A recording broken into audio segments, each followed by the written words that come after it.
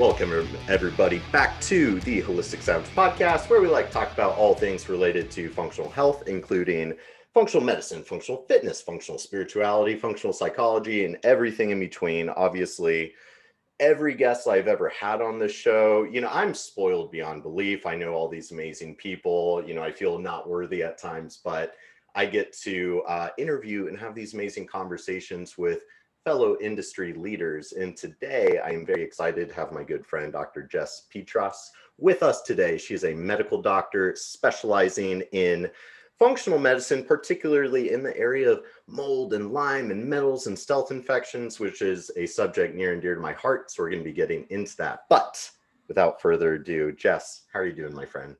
I'm great. Thank you for the lovely welcome. Isn't imposter syndrome a funny thing? Right. Yeah. Imposter syndrome, I don't think it ever goes away. I mean, you tell me, does it? It never goes away. You always second guess, of course.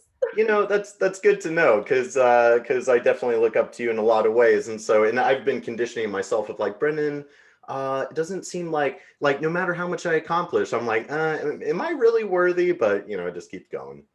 That's just how it is. I mean, it really is. It's a journey of always finding out how to love yourself, right? Yeah. And you're good enough, right? Yeah, absolutely. Well, so Jess, I like to usually kickstart these podcasts with kind of a fun story of how I know the guest. And so I'm sure you'll hopefully remember this, but you and I first met back in 2018 at the very first FDN conference, and we were both in this mold workshop that was being put on by our friends and colleagues Lauren and Sandeep, which was an amazing workshop. And then, so this is kind of a cool full circle for me and us, because that was when we first met, and you've been on my radar for this whole time. We had Sandeep on in season 2. We had Lauren on in season 2 as well.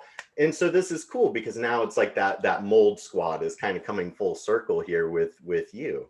I love it. I love the mold squad. I think all doctors should be part of the mold squad. It's such a problem, right? Absolutely. Well, I was telling Lauren and some of the others, and Jill, Krista, and the whole mold squad, I'm like, we need t-shirts. So I think I'll take that up on myself one of these days, and we'll have a super awesome mold squad club. People would order those from you. I know it. I would. Oh yeah. Well, you're gonna get one for free. It's just gonna show up in the mail one of these days. I need to get you one of these Holistic Savage shirts too, but we'll get there. So, Jess, you are kicking ass at life. You're such a loved and respected leader in this industry, which, the functional medicine industry is exploding, the whole paradigm, methodology, and it's beautiful to see. And being a guy that came from functional fitness, it's like we first kind of saw how the functional fitness movement, which CrossFit was kind of the spear of that in a lot of ways, that forever changed fitness as we know it. And I truly believe that that is happening with functional medicine. I think it's going to change healthcare as we know it forever in the best of ways. And so it's never been a more exciting time to be in the industry and be leading it. And I see all the amazing work you're doing. And I'd love to hear, before we get too lost in the weeds on naughty microbes and toxins, I'd love to hear a little bit about how someone like yourself that does come from a medical doctor, MD, conventional background, how do you find yourself in the functional medicine space, and especially then also kind of the area that you specialize in? Great question. It was actually just a avalanche of events that if one thing hadn't happened, I probably wouldn't have ended up where I am. So I'm very grateful. None of it is coincidental, in my opinion. I came from West Virginia. That's actually where I am right now, back home. And in West Virginia, there's no such thing as functional medicine back in the early 2000s. There's sick care, and that's it, really. And I went to school, in medical school residency at the University of Louisville. Great level 1 trauma center. I rotated through, 5-6 different hospitals. I saw, heart transplants. The first hand transplant was done in Louisville. It came to critical care and triage. I was really trained well. And I thought, you kind of have it glorified when you're in school. You think about what it's going to be, what it should look like. And then you get out and it doesn't really look like you thought it would. And so I kept trying to fit a square peg into a round hole. I did it for almost 7 years. And I knew people that came in the ER every week for the same problem. They left discharged on 30, 40, 50 medications. And I thought, is this all there is? Is this really health? And when I moved across the country to the West Coast, which thank God I did, because it gave me a whole new perspective, whole new energy change. And I became a disruptive physician in the hospital. I started, really getting on social media, reading, seeing how other people had healed themselves, started researching because I had the medical background to understand things. So I could double check what people said, where I read things. And I started to kind of wake up, and I became disruptive. I would go to the cafeteria. I would complain about Pepsi and Coke in the hospital. Why was there processed dairy for cancer patients? Why was all this sugar or processed chemicals given to sick patients? And they told me to shut up. And then I would see a patient on a proton pump inhibitor in the chart for 6 years. And I would write in the chart, this patient has been on a proton pump inhibitor for 6 years. This is malpractice. And the primary care doctor would call the hospitalist team, and I would be in trouble for writing that in the chart because it made him liable. And I just got sick of the politics. I just got sick of, well, the system's broken. It's just the way it is. I felt like I was part of the problem. I was, a cog in a wheel that I didn't believe in anymore. And it really started to tug at my heartstrings and honestly make me not feel good about myself. And so I knew I had to find a way out. Luckily enough, I wasn't married. I didn't have kids. I just had a bunch of school debt. So I moved to California and I started shadowing a naturopath. And I would go all the time. I learned as much as I could. I got trained in Gerson therapy. I got trained in ozone. I have always had an interest in infectious disease. That's what I did a lot of my poster presentations on, a lot of my rotations in internal medicine. And it turns out here I am in the functional medicine world of infectious disease, treating a lot of Lyme's, moldy's, parasite patients. That allopathic medicine has really made to feel like they're drug seekers, malingerers, crazy, and they are hopeless by the time they come to see me. And man, does it feel like a calling, and man, does it feel like I'm helping people and getting to the root cause and seeing change. And it's better than Christmas morning. It's beautiful to hear these stories because it's like, I always kind of joke that, we didn't pick the functional life picked us. True. And so it's kind of that dark night of the soul that you went through, but that's how you found your purpose. And, now you're living that purpose and living in alignment. And that's, why your aura is so, radiant and everything, right? Thank you so much. Yeah, I feel like a more whole person with a purpose. I mean, don't you? Oh, absolutely. We need purpose, Yeah. We're like giant microbes, and without purpose, we're, just a single bacterium lost in this crazy world, and we just get, wiped away. Oh my gosh, that's right. And the funny thing, I've described it that way before, where I look at humans as basically just big microbes or macro microbes or something. And when you look at like microbiology, and I know you can appreciate this with like how bacteria work and quorum sensing and all that cool stuff. And it's like bacteria don't behave in isolation. The bacterium isn't like, oh, I'm an independent bacterium, I want to do this and build skyscrapers. No, the bacterium is working as part of a bigger colony of bacteria, and everything the bacteria are doing are to proliferate as a colony, as a population. So it's that unified organism kind of mechanism that drives forward biology. And in humans, I think we've lost touch with that to some degree. There's very few people who know what you just said, that we are giant walking microbes, billions and trillions of bacteria and viruses walking around, communicating, making one big symbiotic organism. And People who don't want to know that stuff, they hate it if you tell them their cravings are due to the bacteria in their gut. They hate it. They're like, no, it's my craving. I'm like, no, no, no. It's not. Your higher self does not want processed sugar. But that's the truth. You're exactly right. We're nothing but walking microbes. Yeah, it fits in. I was talking about mold on Instagram past few weeks, and how fungal overgrowth in the gut is such a big thing. And somebody commented like they just had no idea. Like, wait, I've mold growing in my gut. Well, like, well, I don't know if you do, but you could. Like, it happens pretty regularly. And it's like, like it's disturbing. It's like, when you wake up to this whole world of microbiology that's living inside of you, it's a little creepy at first, but then it's like, no, the microbes are our friends, not our enemies, right? Exactly. Depending on if you have a microbiome or a pathobiome, I do believe that it's almost like a light switch in some people. Like they have a traumatic, I don't know, car accident, something traumatic in their life, and then they get food poisoning. It's like this antecedent trigger. And then it's like their whole body turns, it's like their beneficial organisms aren't working as well as the more ominous microbes, if you will. It's interesting. Absolutely.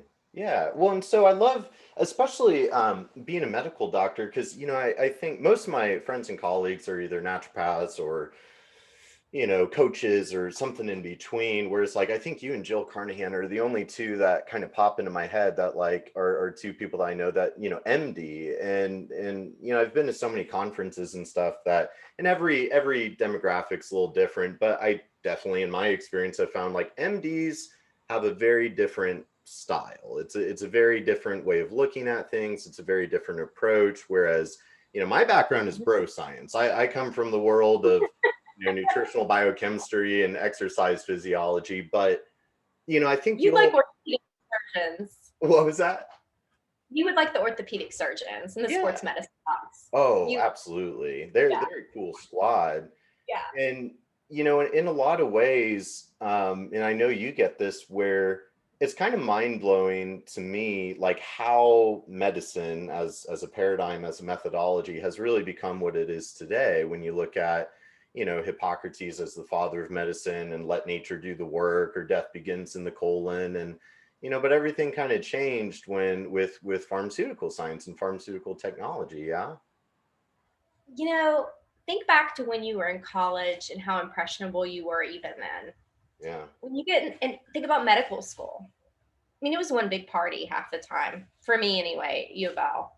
But it was an extension of college where you're still very impressionable. And they really truly believe their schooling. And the way I explain it to people is how naive and sweet humans are, that we just believe. We just say, why would someone lie to us? And we just take it at face value. And that's what a lot of doctors have done. We don't want to believe that our hundreds of thousands of dollars of education has not been completely and unwaveringly truthful with us. That's a hard pill to swallow, especially for people who've been in the career and feel like they've seen successes with patients. I mean, it does happen. It's, that's the thing about allopathic medicine. Gosh, it's great for emergency medicine. There's nothing better. If you emergency surgeries, you have to go that direction. But any other, it's not great for chronic illness. It's not. And if you're a doc, like I was in internal medicine, you're kind of looking at, you're kind of looking at just a two-dimensional viewpoint with these pharmaceuticals. And there's not, and herbs are very frowned upon. I can remember patients coming in the hospital and we would stop every herb they were on because we were afraid they would interfere with the synthetics. And I don't know how to change that perspective with doctors unless they are willing to shadow naturopaths like I did and see the difference. Yeah, it's really powerful. I actually, it's not something I necessarily talk about a lot, but I was working full time as a trainer and nutritionist and going to school, and because I knew I wanted to do functional medicine stuff, I didn't know how to get there, and there's no such thing currently as a doctor of functional medicine. We don't have a functional medical school yet, or licensure yet. I'm sure it's coming. Mm-hmm.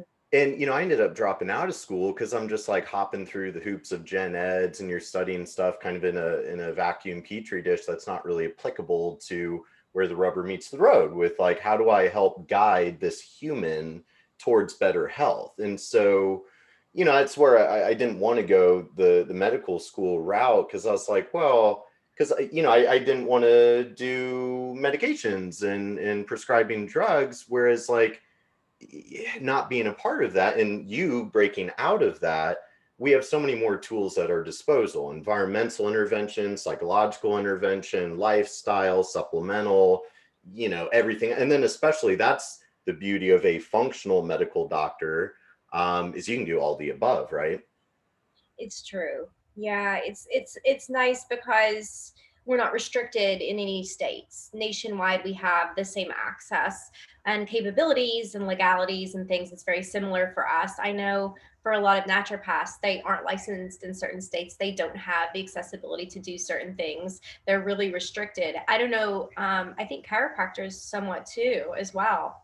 So it's very, I look forward to the day where everyone is on their opinion and their professionalism and their expertise is on an equal playing field, and we have kind of drowned our egos or calmed our egos enough to learn from the other one. I look forward to that day. Yeah, you and me both. And I think that's my favorite thing about our kind of Wild West functional industry that we work in is the diversity of it. And it's like, it's so beautifully metaphorical for like life itself, right? Because when we look at biology in the natural world and microbiology, like with the microbiome, there's a lot that we really don't know. There's much more that we don't know than what we do know. But there's one thing that we feel pretty good about: it's diversity equals better health. And I think that's such a great metaphor for life itself. And so with our industry, we've got scientists and researchers, medical doctors, naturopathic coaches, diet, everything in between. And it is that diversity of all of us putting our perspectives and our heads together of like, how do we solve this healthcare crisis of the modern world? Yeah, who was it that said it's the person that thinks they know everything that really is most dangerous or doesn't know a lot? I can't remember how the saying goes exactly. I don't want to say that about other medical doctors, but anybody on the planet, if you assume that you're more likely to miss things.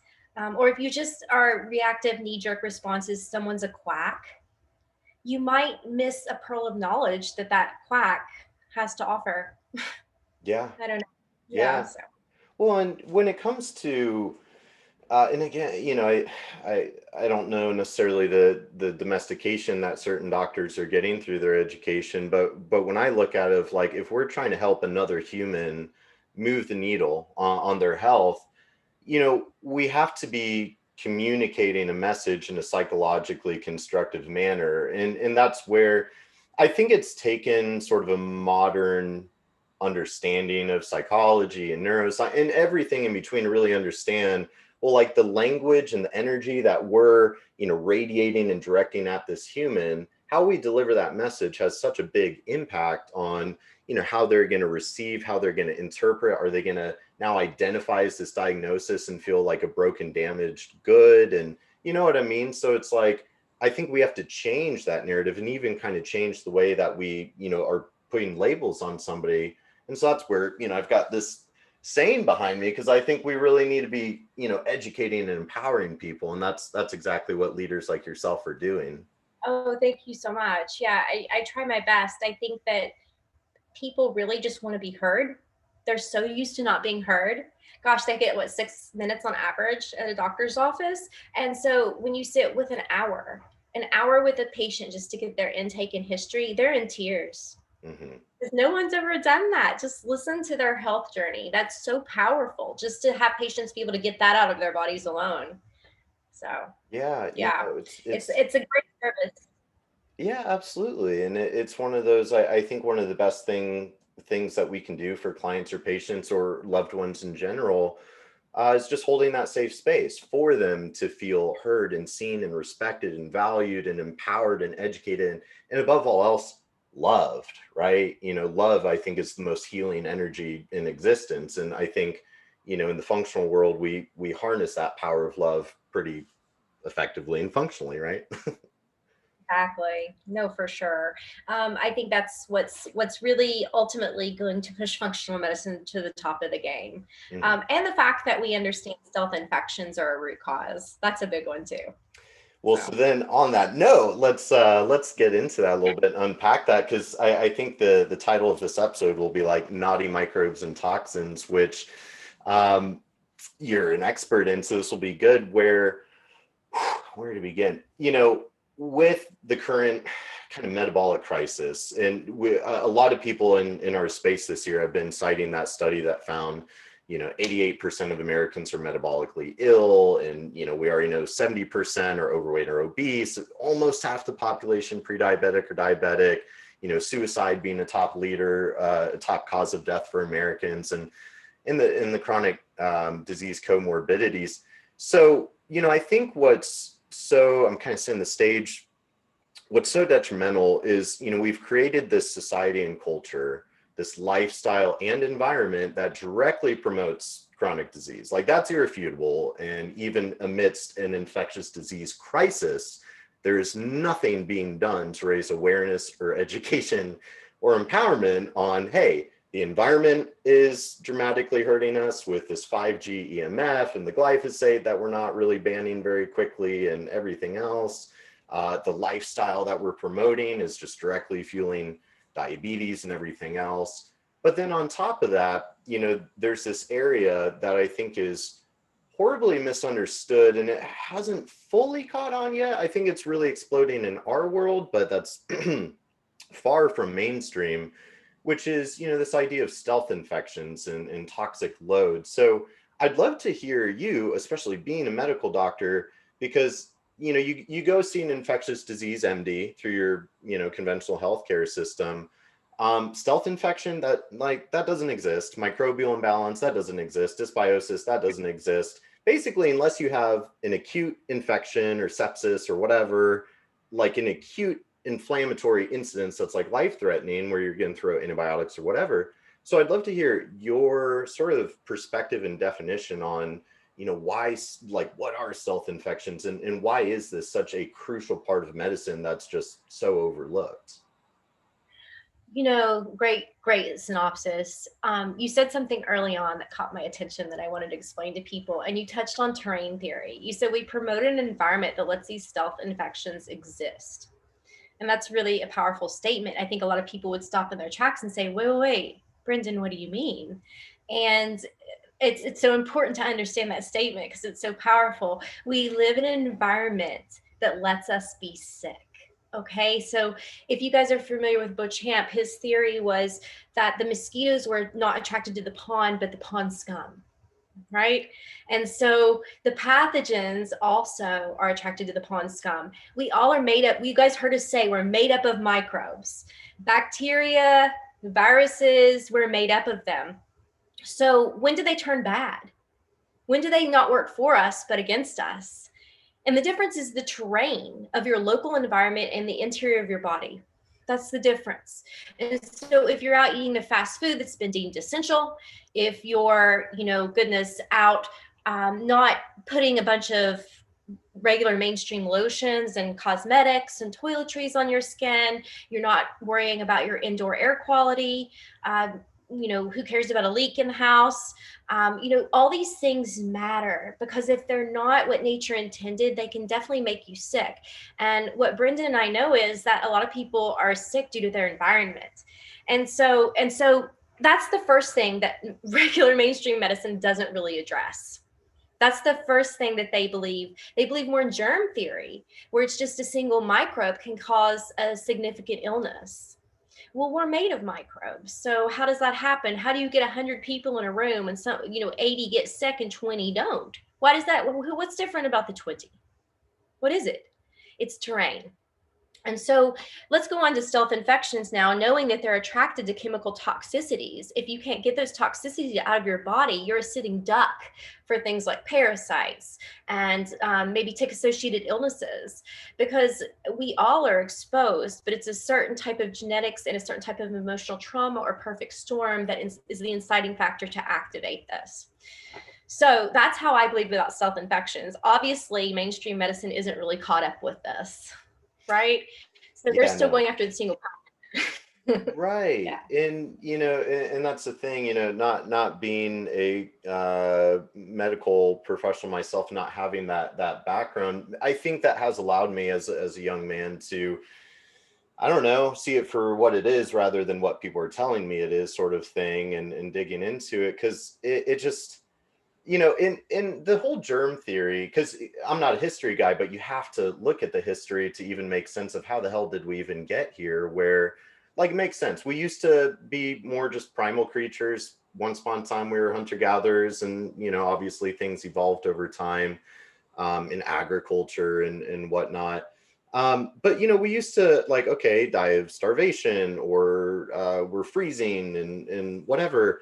But generally speaking, like, you either die of more kind of physical injury means, or if you get sick, like, what does that mean? You got sick? Like, well, you got an infection of some kind. And that kind of gave birth to this idea that, well, these tiny microbes make us sick. And, we used to think that the human body was sterile. We thought the blood was sterile and whatever. And it's like, there's nothing sterile about the human body. We are coated inside and out with microbes. We have more microbial cells than human cells. So now we're kind of finding ourselves in this world where, our giant massive system that we built still clings to this notion of germ theory, and germs and bugs are bad. But meanwhile, the science is pointing us in this direction of, no, the microbiome of life itself, like, we are creatures of the earth. We used to live in the dirt. We used to live in huts. We used to bathe in the creeks and whatnot. And you compare that to this weird world that we live in today. Meanwhile, we're cooking ourselves with radiation. It's like, whoa, like, we've got some serious unlearning and then relearning to do. So true. And it's a whole sterilization of not only our bodies, but the earth. Our bodies mirror the earth. And we are here tilling the earth, destroying the earth, spraying it with pesticides, eradicating everything that we deem negative in the duality, which is earth. And that also mirrors our bodies. We're also obsessed with over sterilization of any pathogen within the body, not even wondering if that's our defense mechanism. And things are there in certain ratios because there's a homeostasis to those ratios. Well said. And, I think it's really fascinating how resilient the human body is, but also, like, how fragile and delicate it really can be, where, like, lipopolysaccharide from gram negative in the gut or whatever, we've got dormant blood bacteria and trillions of bacteria in our gut and whatever. And under normal environmental conditions, both internal and external, normal physiological circumstances, a little bit of, like, postprandial, endotoxin translocation, leaky gut for the listeners, all that, we can handle that normally. Like, that's normal. Our body has evolved that way. A little candida in the gut is normal. But then now, because we live in this more modern world where, we're wiping out our flora and eating glyphosate with every meal, which is a known microbiome killer, we're seeing a breakdown of these beautiful innate systems, our detoxification systems, our immune systems, everything in between. We're seeing the failure and breakdown and overload of these systems that have evolved over, how many hundreds of thousands of years. And it's all happening very, very quickly, right? Oh, very quickly. It's terrifying when you look at the trajectory. I mean, obviously, causation doesn't equal correlation, but when you look at the trajectory of glyphosate and the incidence of things like, neurodegenerative conditions like Alzheimer's or autism or even mental illness, it really mirrors the rise in glyphosate use. And so, obviously, this is things that need to be studied and explored further. And, I think about it all the time, honestly, like, cilantro was probably enough to chelate most heavy metals back before the Industrial Revolution. A lot of different herbs like wormwood was probably a miracle for people who got things like, Lyme or even potentially syphilis, back in the day. But, nowadays we've thrown the ratios and homeostasis off of our bodies and earth so much. I think everyone on the planet could use a toxin binder. I don't know about you, but everyone. Yeah. Yeah, I think these days So binders are like the new multivitamins. literally, I mean, I think everyone, I truly believe people are sick most of the time because of what they can't eliminate, not what they're missing, but what they can't eliminate that's stuck in the body. And binders are the best for removing toxins. And if you live in this world, trust me, your exposome or what you've been exposed to is it needs a little TLC. Yeah, yeah. It's this kind of I don't know. It's like a epigenetic crisis, really. I mean, you could make the argument we're sort of de-evolving from like a genetic perspective, and um, the genetic side of things is pretty interesting. And that's the HLA or whatever mutation we want to talk about that might sort of load the gun. But then yeah, the environment, the lifestyle, really pulling the trigger. And so then with stealth infections, the other side of that coin, or yin yang, it's kind of like you have the stealth infections, naughty microbes on one side, and then toxic load. And you speak to toxic load super eloquently, so I'd love to hear you explain to the audience what toxic load really means. Right. So just for the general layperson, I like to have you imagine something which is a toxin bucket. I think Dr. Stephen Cabral talks about this a lot too. And everyone's born with an innate toxin bucket in their body. If you guys have read the study about over 230 some chemicals in the blood of umbilical cords of babies before they're born. So obviously, they are already exposed even before they come into this world. And some people who have a more vulnerable set of genes or susceptible genes might have those genes mutated in a negative direction based on that toxin bucket. So some people's toxin bucket might fill up pretty quickly based on their genetics. Other people's might take most of their life before it's overflowing. But once that bucket's overflowing, that's when you start to develop symptoms and maybe a diagnosis. And so emptying that toxin bucket can do positive things for your not only your drainage pathways and your health, but also it is possible to mutate genes in a positive direction as well. And that's the good news, is that is how resilient our bodies are. Absolutely. And I think the toxic load and self-infection equation, because my I got in, like, joking too, I didn't pick the mold life picked me. Like, I never, with my background and starting my career as a trainer and nutritionist, like I never would have thought I would care or know so much about like mold, whatever. But I tell you what, you go through a healing crisis or two and you start caring pretty quick. um and I think it's really like, so I used to really just work with like weight loss clients and the general population pursuing health and wanting to work out and eat better and work on their psychology and that kind of stuff. Um, but then it's like, okay, so certainly you have that. You have, like we said, 88% of Americans metabolically ill. They're already metabolically ill and immunocompromised from their own environment and chosen lifestyle, which is where education empowerment comes in. So those people don't fare too well when you sprinkle in a little tick bite or a little mold exposure, because their system's already so compromised. But then the past 3 years, I've pretty much exclusively worked with this other type of population that's probably pretty similar to what you work with, where, like a lot of my clients, they're healthy people. They already live a really healthy, health promoting lifestyle, but then they're still sick. And these are the ones that are going to, multiple doctors and like, oh, well, your blood work looks fine and normal. There's nothing wrong with you. It's all in your head. You want something to make you feel better.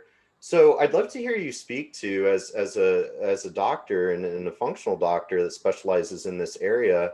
Why is the excess toxic load and the stealth infections, why is that so easy to miss with conventional testing, and how do we go about trying to navigate this really? Yeah, good question. This is one of the most popular questions I get actually, because people are really confused. They're like, I got a Lyme test from my doc and it was negative, and they don't understand. And first of all, if you guys are listening and that's happened to you, it's designed that way. I truly believe that. Truly believe there's a cover up about how detrimental and chronic Lyme is and how common. It's more common than breast cancer, with up to 300,000 cases per year per the CDC recently.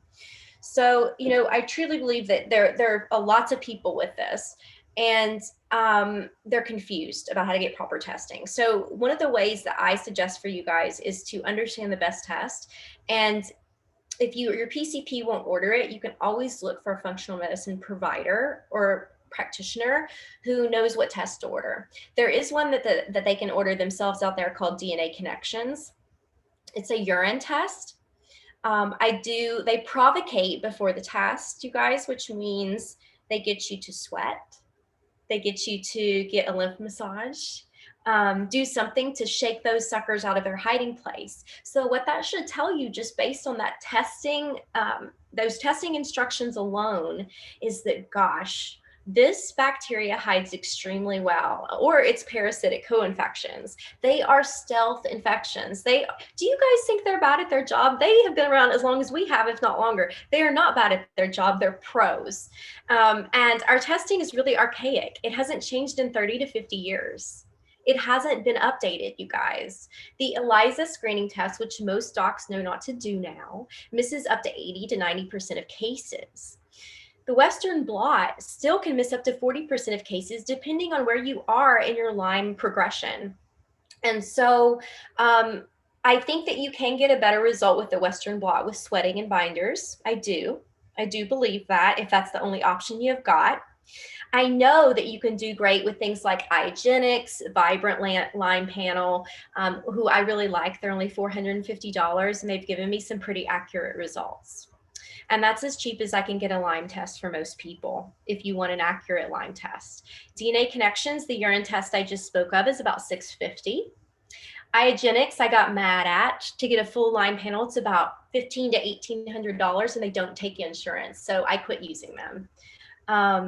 But that's really the honest truth about Lyme, you guys. This is a bacteria that's corkscrew shaped. So remember, form follows function.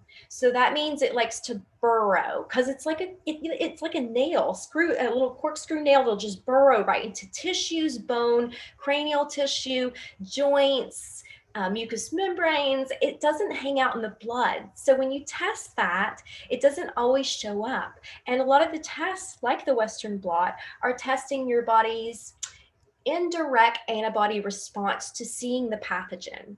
So if your body doesn't really mount a very good immune response, we may miss it.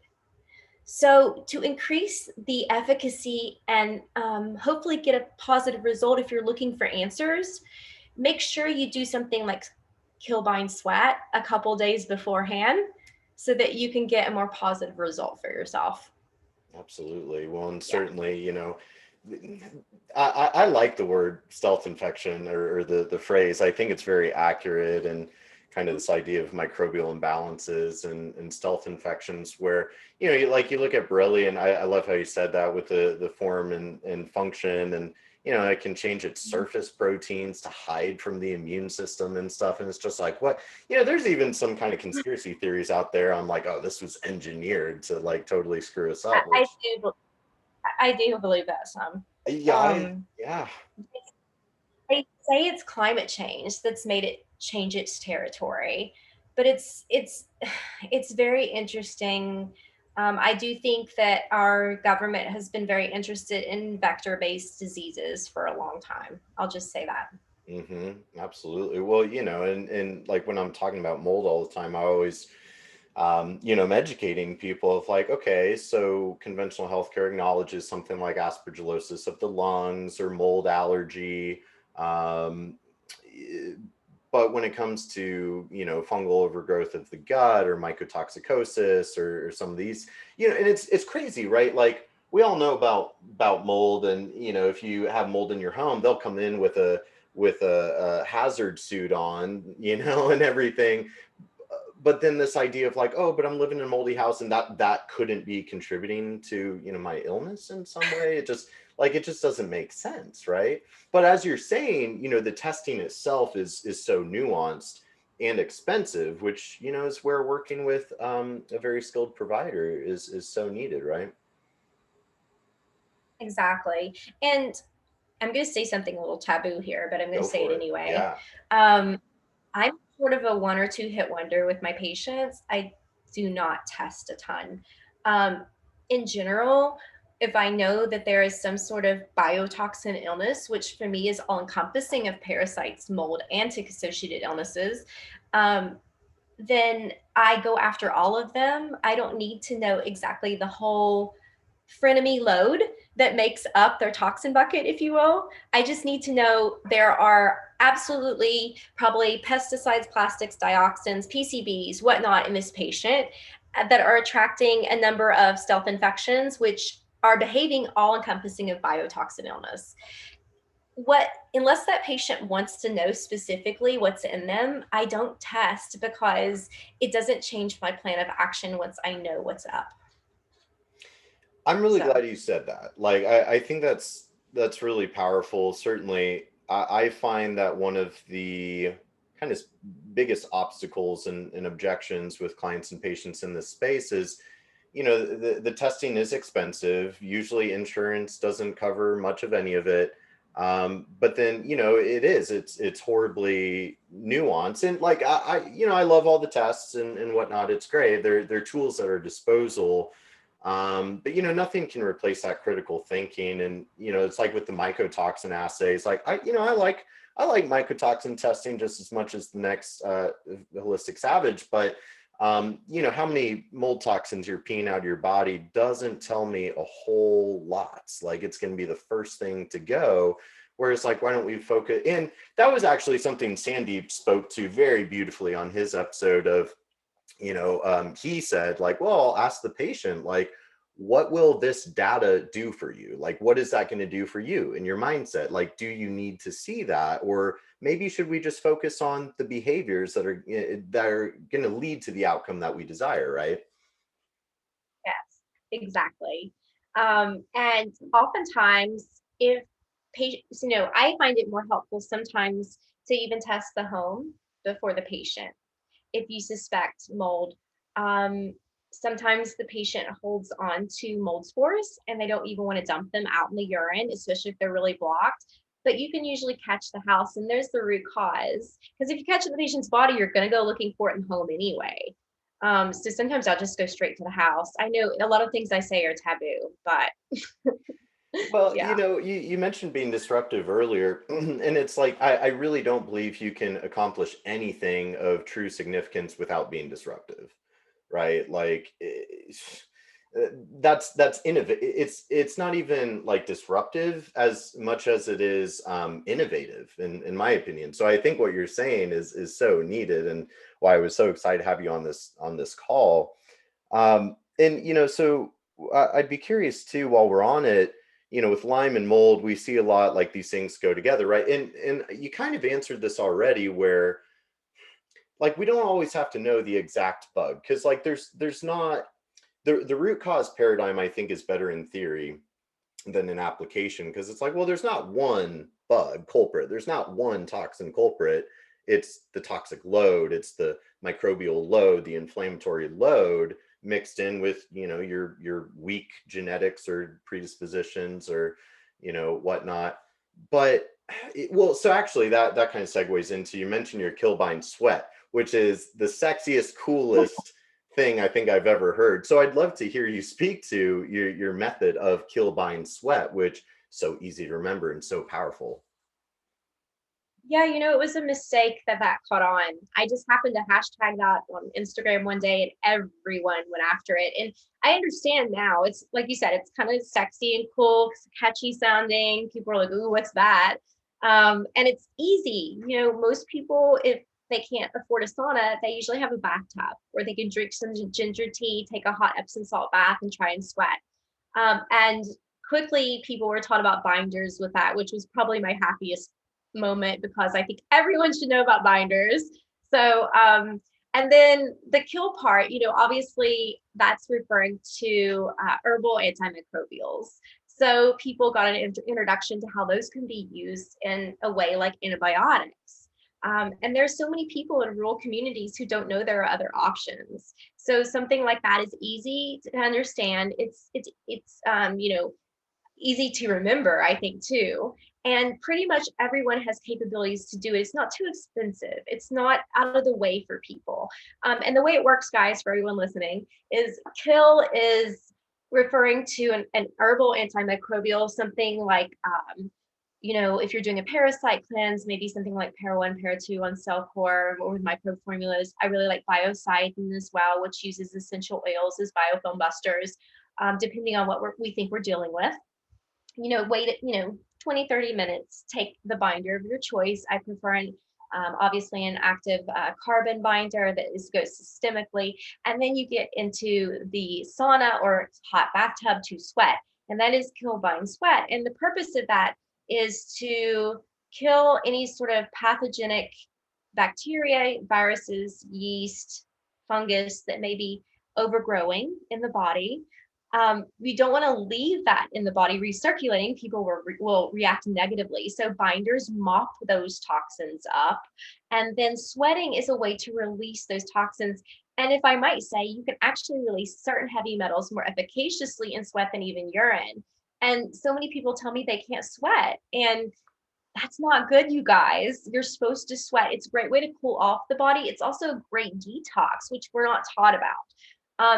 And back to labels with people. The reason I don't test a lot is because when people ask you to test is because sometimes they identify with allopathic medicine where they're given a label, a diagnosis.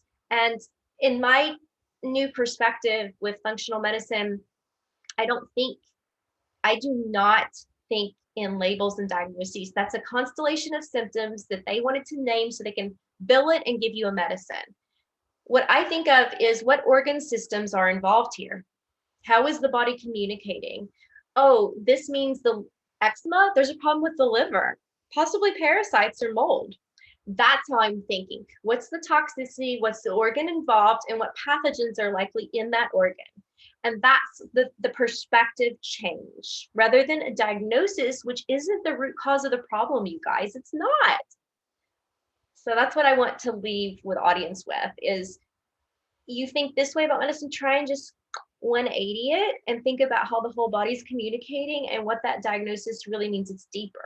And it's so powerful, and I couldn't agree more. Where I don't think a lot of these labels are very helpful, and you do see that people get very kind of attached and married to that label, which that with something I talk a lot about with mental health is that neuroplasticity of like if we're really trying to create a new belief system, new neural networks, a new downstream effect from our psyche to our physiology, having this idea of like I am sick, I am broken, I have all of these things wrong with me, that's not constructive.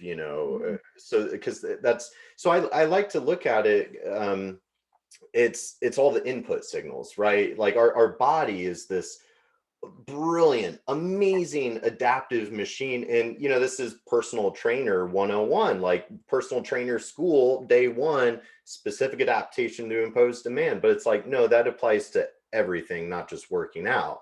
If you expose to a toxin, there's a certain hormetic effect where in that bell-shaped curve of like, well, the dose makes the poison, but we might build some resilience against it. Your body's very smart. But if you want a different outcome, you have to change all the input signals, which, that sounds maybe nuanced, but no, like literally what we're saying is change the environment, have a more health promoting environment, change the behavior of the organism in that environment. So, it is very confusing for a lot of people navigating this because they're over here in this kind of, limited diagnostic testing and diagnosis and what's the protocol, what's the pill, what's the thing. It's like, no, no, no, no. Let's zoom out a little bit more and look at it a little bit more holistically. And then it makes a lot more sense. Exactly, because they're looking at it as, there's this problem. How do I triage and stop this right now? And we're looking at how did you get here over the last decade? And how do we unravel that? It's not just about what emergent step do we take right now to stop, cut out whatever body part is causing a problem. It's about how did you get here chronically over time? And how do we unravel those traumas, those, I don't want to say mistakes, but maybe you got involved in medicine somehow and you had to have your gallbladder removed. How do we go backwards and help your body recover and work in homeostasis or normalcy together after there's been that organ removed? And that's how I want people to think. Yeah, it's perfect. It's that vital void that was created that now has to be filled. So, I know you're at home getting ready to go see your parents. So I don't want to delay you too much, but the word on the street. So I understand that you're not taking private patients anymore, but I'm hearing some whispers about this app, and I would love for you to tell us a little bit more about this project. So I'm really excited, actually. I love seeing patients one-on-one. But let me explain, because I feel like I had a year-long wait list. And so there's probably people that were on the wait list for, 6 months, and then they hear I'm out of practice and they're like, gosh, what do I do? And the reason I did that was because I garnished a year-long wait list. And I thought, in these hour consults, most of the time, I really love to hear patient stories and I think it matters to them. But when my response to them is usually pushed through the exact same frequency every time. I'm repeating myself every time. And that's because regardless of your unique situation, there's only a handful of root causes. When pushed through your unique DNA, it comes out as your unique label. And so I did that so many times, I thought I need a bigger platform to repeat so I don't have to repeat myself and I'm getting my message out to more people to help. So they're not waiting to see me one-on-one. And it's a beautiful story. The person who built this app from scratch for me was a former patient of mine who I helped heal over 3 years. He's doing so much better and he's a web developer and his whole team built this app for me with sweat equity. And it's been live now. It'll be 3 weeks on Wednesday. And we have almost 600 very pleased subscribers. And it's wonderful. It's live webinars twice a month with me with live Q&As. And the last one was 2 hours. It's hundreds of PDFs, articles, I have Wellness Plus Quickies. The name of the app is Wellness Plus. I have Wellness Plus Quickies, which are 1-page PDFs of root cause problems to any medical condition and solutions holistically. So everyone has, there's courses, webinars, so many things. There's a Wellness Plus goodie box coming soon. We have a community forum coming soon, an affiliate program coming soon. And it's so exciting to help so many people. So this feels like my dharma, and that's what the app's purpose is to help many more people. I mean, I think it's amazing. Wellness Plus, ladies and gentlemen, because I can certainly relate to that. And you can only help so many people one-on-one. And that line, especially in today's times, that line for all of us is just getting longer and longer and longer. So we have to get a little more creative with, raising the overall frequency through education and empowerment. And so especially with, social media and apps and technology, we have the technology to do that. So I think that's so innovative and amazing. I'm so excited for you. Yeah, it's been great and super fun for me so far. So thank you. I appreciate that. Oh, absolutely. Well, Jess, I'll let you get going to your parents, but this has been such a fun conversation. You've been on the radar for a long time. I can't wait for the day that travel and conferences happen again. So hopefully our paths cross again in person. Maybe I'll have some t-shirts for us by then. But I would love that. I would laugh so hard if you had those printed and had it waiting. Oh, I have a feeling it's gonna happen. I need to get my bearings about me a little bit, get through this year, but I think it's gonna happen. And so It'll that, be free advertising for you if you give me a Holistic Savage t-shirt too. oh, So absolutely. It's all, you'll just get a care package hand delivered with a big Savage hug. I love it. Perfect. So perfect. Awesome. Well, Jess, thank you so much for having me. Enjoy your family. Safe travels, my friend. I can't wait to release this episode to the world. And I really respect what you're doing. You're very inspirational and your energy is amazing. Your expertise is amazing. So thank you. Thank you so much, Brendan. I really appreciate it. Yeah, absolutely. I'll talk to you soon, my friend. Enjoy your family.